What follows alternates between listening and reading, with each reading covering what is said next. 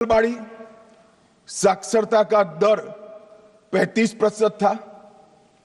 बस्तर साक्षरता का दर 23% था। सहरसा बिहार जो नक्सलवाद से कभी प्रभावित नहीं हुआ, साक्षरता का दर 33% था।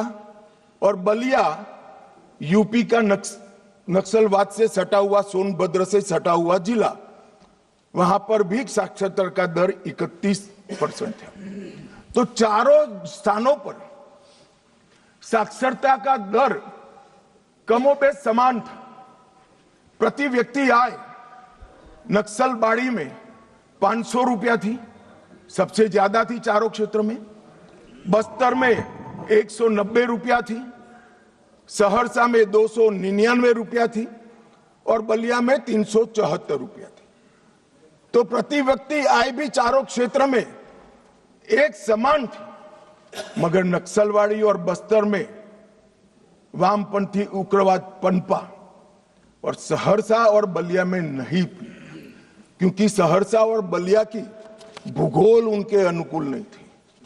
वहां घने जंगल नहीं थे, नदी नाले, छुपने की पहाड़ियां नहीं थी। हथियार लेकर अपनी मूवमेंट करने का, आदिवासियों को दबाने का, उनको जबरदस्ती अपनी आइडियोलॉजी के साथ जोड़ने की वहां पर अनुकूलता नहीं थी। अगर विकासी पैमाना होता, अगर प्रति व्यक्ति आय ही पैमाना होता, तो देश के बहुत सारे हिस्से ऐसे थे जहां 70 में विकास नहीं पहुंचा था। वहां क्यों नक्सलवाद नहीं हुआ? और मान्यवर, आज तो मैं इस सदन में ये विचार को सिरे से खारिज कर रहा हूं। हम लोकतंत्र में हैं, हमने इस देश के संविधान को स्वीकार किया है। संविधान के माध्यम से ही आज इस महान सदन के हम सदस्य हैं। अन्याय किसी को भी हो सकता है, अन्याय किसी को भी हो सकता है, विकास कहीं पर भी कम ज्यादा हो सकता है। हम संवैधानिक रास्तों से हमारी लड़ाई लड़ेंगे या हाथ में हथियार लेकर निर्दोषों को मार डालेंगे? किस थ्योरी का यहां से समर्थन हो रहा था, मैं नहीं समझ रहा। अगर आप धमकाना चाहते हैं कि ये होगा तो ये भी हथियार उठाएंगे, ये होगा तो ये भी हथियार उठाएंगे, ये डरने वाली सरकार नहीं है मान्यवर, सबके साथ न्याय करने वाली सरकार। किसी को भी अन्याय हो तो हथियार हाथ में उठा लेना, ये लोकतांत्रिक तरीका है क्या? हमारे संविधान के सारे बताए हुए रास्ते सारे कुंद हो गए, बंद हो गए? संविधान ने हर चीज की व्यवस्था की। मान्यवर, फिर से मैं एक बार नक्सलवाद की, ये तो आप पर निर्भर करता है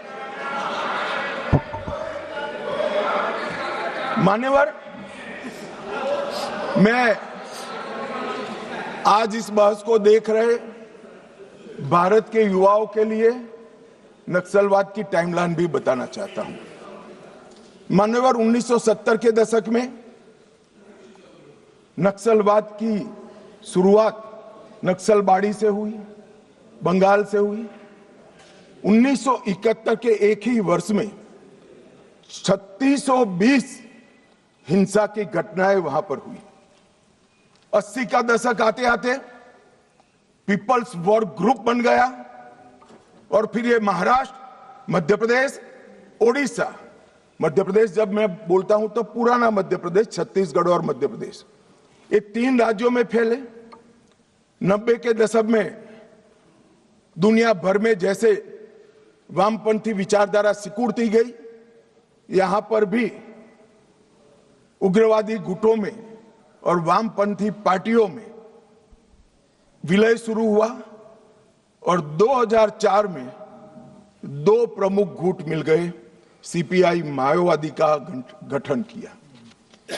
इस 70 से 2004 ये पूरा कालखंड में मान्यवर 4 साल छोड़कर पूरा समय कांग्रेस पार्टी का शासन रहा है।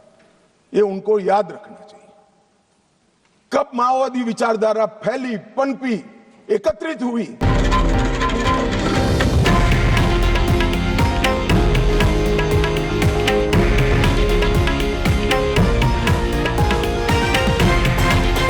हे आहे देशातील नंबर 1 न्यूज नेटवर्क आणि आपण पाहत आहात TV9 मराठी, एकमेव.